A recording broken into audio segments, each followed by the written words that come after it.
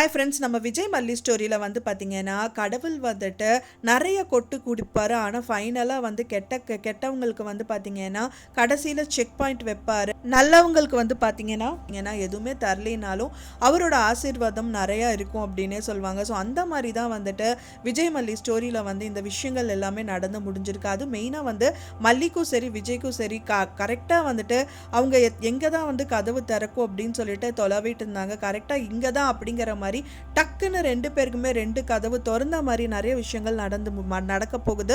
மெயினாக மல்லியும் வந்து பார்த்தீங்கன்னா எத்தனை நாளாக இந்த ரேணுகாவை வந்துட்டு ரேணுகாவை நடிக்கிற இந்த சுடரை வந்து யாருன்னே தெரியாமல் வந்து நம்ம பார்த்துட்டு இருக்காது. எப்போ இதுக்கான சொல்யூஷன் கிடைக்கும்னு நினச்சாங்க. ஸோ அதுக்கான சொல்யூஷனும் அவங்களுக்கு கிடைச்சிது. அதே மாதிரி விஜய் சைடில் வந்து பார்த்தீங்க அப்படின்னா வந்துட்டு நீண்ட காலமாக அவங்களோட வீடு, பழைய வீடு, முதல்ல இருந்த வீடு எல்லாமே வந்து அவங்க அக்கா வந்துட்டு சூறையாடிட்டாங்க. ஆனால் வந்துட்டு அது எல்லாமே போயிடுச்சு அப்படின்னாலும் அவங்களோட லைஃப் மல்லி கூட நல்லா இருக்குது அப்படின்னு சந்தோஷமாக வாழ்ந்துட்டு இருந்தாங்க. ஃபைனலாக வந்து பார்த்திங்கன்னா அவங்க எதிர்பார்க்கவே இல்லை. ஆனால் அந்த சொத்து வந்துட்டு அவருக்கு திரும்ப கிடைக்கும், அந்த வீடு வந்து ரிட்டர்ன் அவருக்கு கிடைக்கும் அப்படின்னு சொல்லிட்டு நினச்சி கூட பார்க்கல. ஆனால் கூடிய விரைவில் அந்த வீடு வந்துட்டு சொந்தக்கார விஜய் தான் அப்படிங்கிற மாதிரி கெத்தா நிற்கிற மாதிரி தான் ஒரு விஷயம் வந்து அவருக்கு நடந்திருக்கு. மெயினாக வந்து ராஜி வீட்டுக்கு போகிறாங்க. விஜய் போனது மட்டும் இல்லாமல் வந்துட்டு ராஜி கிட்ட வந்துட்டு நிறைய விஷயம், அதாவது வந்து மல்லியோட அண்ணாக்கு காசு வேணும், அதாவது ஆப்ரேஷனுக்கு வேணும்னு சொல்லி கேட்டிருந்தாங்க. ஸோ அதை வந்து ரொம்ப துச்சமாக நினச்சி அவங்க திருப்பி அனுப்பிட்டாங்க. ஃபைனலாக வந்து அவங்களே கால் பண்ணி தான் வர சொல்கிறாங்க விஜயை. அவரும் போகிறாரு. ஃபைனலாக பார்த்தீங்க அப்படின்னா நீ தான் சொன்னில மல்லியோட அண்ணாக்கு ஆப்ரேஷன் செலவுக்கு காசு வேணும்னு சொல்லிட்டு இந்த வச்சுக்கோ விஜய், நீ கேட்டதுக்கு ஜாஸ்தியாகவே நான் வச்சுருக்கேன் அப்படிங்கிற மாதிரி வந்து பேக்கு கொடுக்குறாங்க. அவர் கரெக்டாக ஒரு பாயிண்ட்டு சொன்னார், நீ வந்து வாடகை வீடு வேணுங்கிறதுக்கு ஒரு வீடை பார்த்துக்கோ அப்படின்னு சொல்லிட்டு அந்த பேகை தூக்கி வீசினது மட்டும் இல்லாமல் அங்கே இருக்கிற டீப்பாயை பிடிச்சி தள்ளி விட்டுட்டு ஒரு கெத்தாக நிற்கிறாரு. ஸோ இதுலேருந்தே தெரியுது விஜய்க்கு இந்த விஷயம் எல்லாமே தெரிஞ்சிருச்சு. விஜய் தான் வந்துட்டு அந்த வீட்டுக்கான சொந்தக்காரர் அப்படிங்கிறது அவருக்கு நல்லாவே தெரிஞ்சிருச்சு.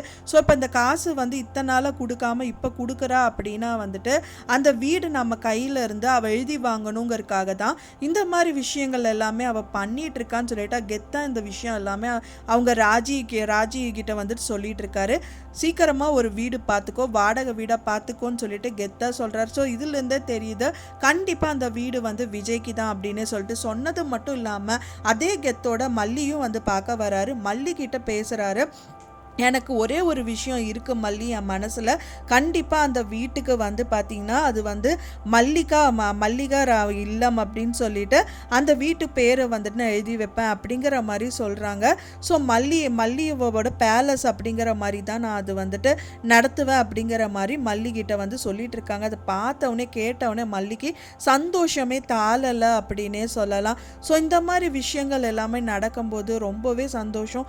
கடவுள் இருக்காரு, பட் ஆனால் அது வந்து லேட்டராக தான் வந்துட்டு அவங்களோட கஷ்டங்கள் எல்லாம் வந்து புரிய வச்சுட்டு தான் வந்து அழகாக வந்து அதுக்கான பலன் கொடுப்பாரு அப்படிங்கிற மாதிரி தான் பார்க்கும்போதே சந்தோஷமாக இருந்தது அப்படின்னே சொல்லலாம். அவங்க நினைக்கிற விஷயங்கள் டக்குன்னு நடந்துருச்சு அப்படின்னா அதில் சந்தோஷம் இருக்காது.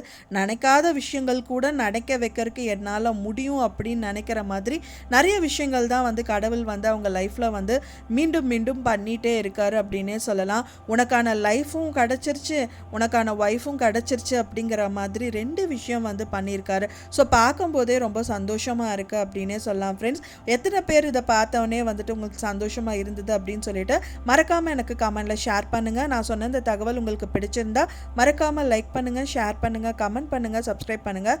மேலும் இன்னொரு மல்லி சீரியல் அப்டேட்டோட நெக்ஸ்ட் மீட் பண்ணுறேன். தேங்க்ஸ் ஃபார் வாட்சிங் மை வீடியோ ஃப்ரெண்ட்ஸ். நெக்ஸ்ட் வீடியோவில் பார்க்கலாம்.